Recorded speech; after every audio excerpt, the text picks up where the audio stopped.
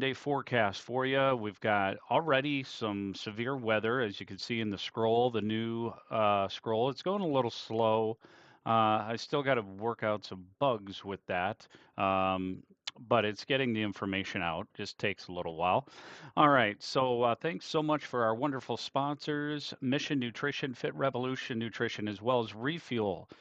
You can go ahead and get your shake today. Shake it up with at Mission Nutrition. You can shake it up with Jeremy and Sarah. Refuel. It could be Caleb or Haley there today, and Fit Revolution could be CJ. There's a number of great coaches that are there and to help you get back on track with your nutritional goals. And if you need a little pick me up, they got an energy bomb called Shark Bite. You've heard me say it before, and that is one of my favorites. All right. We do want to get to the weather here, so let's go ahead. Rapid City, you got chances of some rain today. We'll show you that on the live radar here in a moment.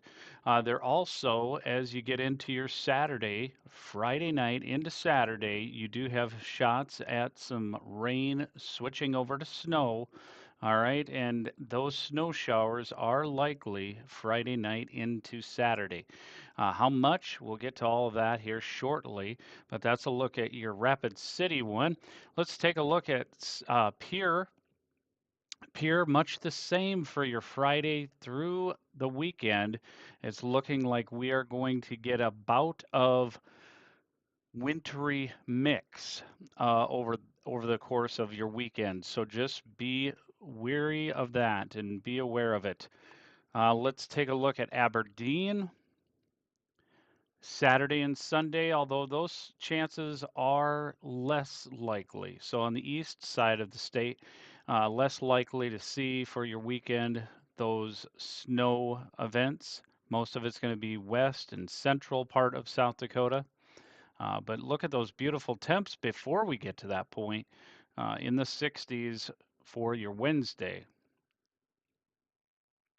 All right, and Sioux Falls, we are looking at a possibility of some snow Saturday night into Sunday. Again, it is the best chance for that is going to be Saturday night into Sunday for the chance of the rain and the snow. That's probably going to be your biggest hurdle to get over for the weekend. And we'll take a look at the weather models for that and see how much we could end up having. All right, let's go ahead and take a quick peek at those weather models.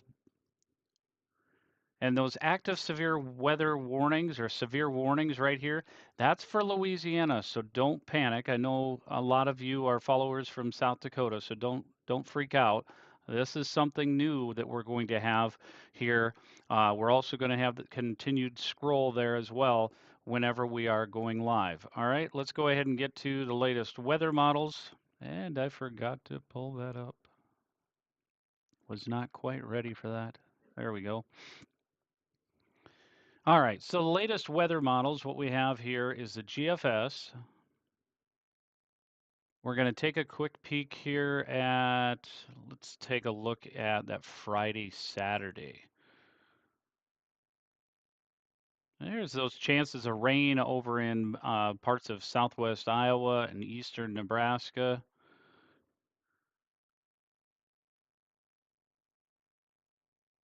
Yeah, ever so slight. GFS isn't picking up on that. Bet you the NAM is. So we're looking at Saturday right now. So Saturday into Sunday doesn't look too shabby. Looks more of a rain event. Let's go ahead and take a look at a little deeper dive in there.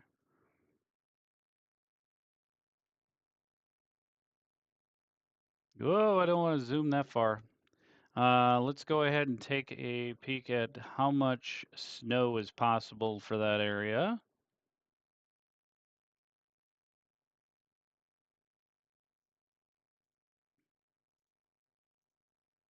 Get a regional look here. I should have had all this ready. Sorry, folks. All right. So over the course of this GFS weather model, how much is possible? You'd have to go all the way into April 6th to possibly see that. So honestly, and by then we're going to have much warmer temperatures, so I don't suspect it. So I'm not sure if I believe that a whole lot at this point. We'll have to see how it plays out. Let me look at the NAM just to make sure.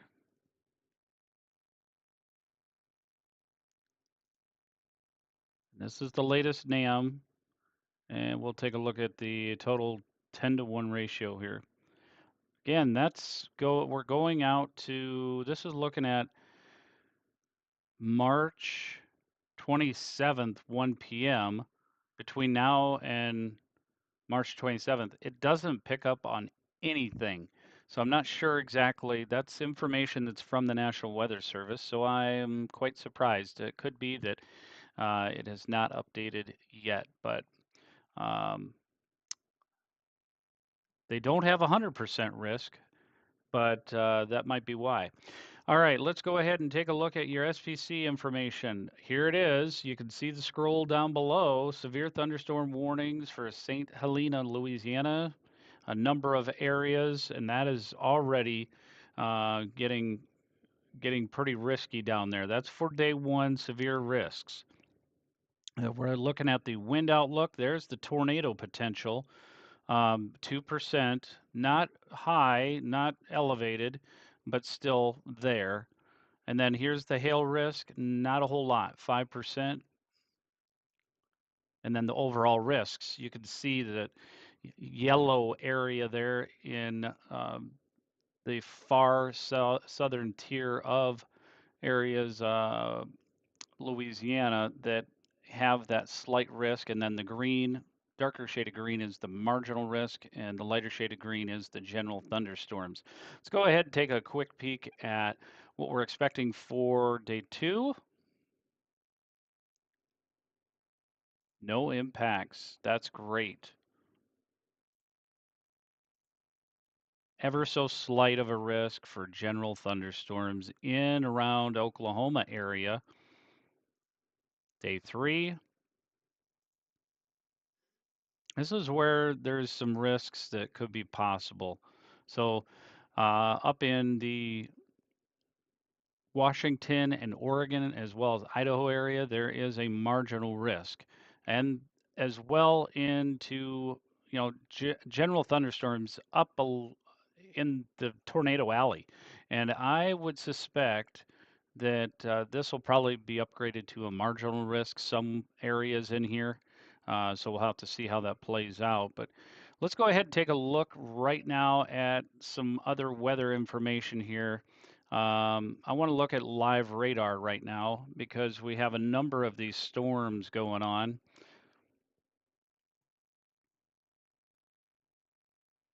There's 4 active warnings. Let's verify. There's 1, 2, 3, 4. So my counter is correct. And boy, is that puppy going pretty fast. It's trying to get all of the information that I asked it to get. And the more numerous of warnings that I have, the faster it has to go. So I've got to figure out some timing, obviously, and figure out exactly the right programming so that it gets the information that's relevant, but also gets the information at a speed. There we go. We just the severe thunderstorm warning, one of them went away, so that updated to only 3 active severe weather warnings. So isn't this nice to have that ability? Let's go ahead and put this live radar into play. It's going to continue to move off into parts of Mississippi. I don't think it's going to make its way too much to Alabama.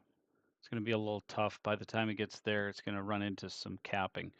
All right, we'll go back to our outlooks here. All right, your 6 to 10 day outlook that was updated here just late in the afternoon yesterday. We're looking at precip chances continuing to increase for eastern part of South Dakota, most of the California coastline, and then temperatures again near normal for the end of March and first part of April. Your 8 to 14. Again, these, let me make sure that these are updating properly. Yep, they are. This was issued just yesterday afternoon. And as you can see over into the upper northwest portion of the United States, above normal precip expected there. All right, and lots of warm air on its way for the first part of your April. We're going to love that. And with that warmer air, we'll have to see how things play out as far as the updates go for precip, but we'll see. Hazardous risk map. Not really a whole lot going on there for temperatures. Obviously, no hazards. We're not even close to, this was yesterday's, so this isn't quite updated as often. All right, we'll leave that one out. All right, and a look at your road conditions from around the regions, traffic cams and road conditions. Road conditions we're not really going to take a quick peek at because of the fact that uh, we don't have any winter weather going on right now. But as you can see, traffic's flowing really good in Sioux Falls area. We got 10th and Cliff, 12th and Marion, 41st and Marion Road, flowing pretty decent. There is 144th and Dodge in Omaha, some heavy flowing traffic going there. You can kind of see. And Sioux City downtown, not really anything as far as precip goes. Everything's all dry up in our areas. So let's make sure that we got everything else covered.